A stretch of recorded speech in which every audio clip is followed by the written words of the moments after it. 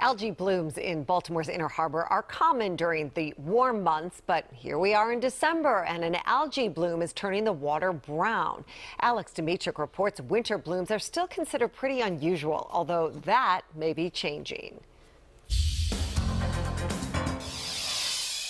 Under gray skies, the algae bloom in the Inner Harbor is hard to see, but when a boat like this trash skimmer passes by, the wake from the engine churns up the brown color of the algae. With a bucket, it's even easier to see. That is an algae bloom. We're looking at right here is the type of microscopic algae, but when we get enough of it, it turns the water this color, and we'll call it a mahogany tide. Mahogany tides like this one a few years ago normally come with warmer weather. It usually blooms in the spring, April, May, and that's when we see these big blooms. This occurring now in December is very, very odd. Mahogany tides can trigger fish kills. As the algae dies and decomposes, it strips the oxygen out of the water. That is not expected to happen this time because the harbor has a high level of dissolved oxygen.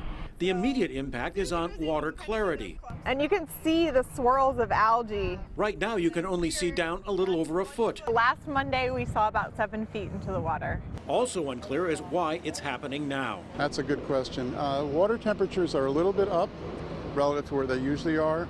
There are always sufficient nutrients in the bay for it to bloom. Lately, algae blooms in winter have been increasing. The truth is now we've had 3 winter blooms in the last 3 years. Is this the new norm, basically? If so, it's more than a drop in the bucket. Alex Dimitrick, WJZ.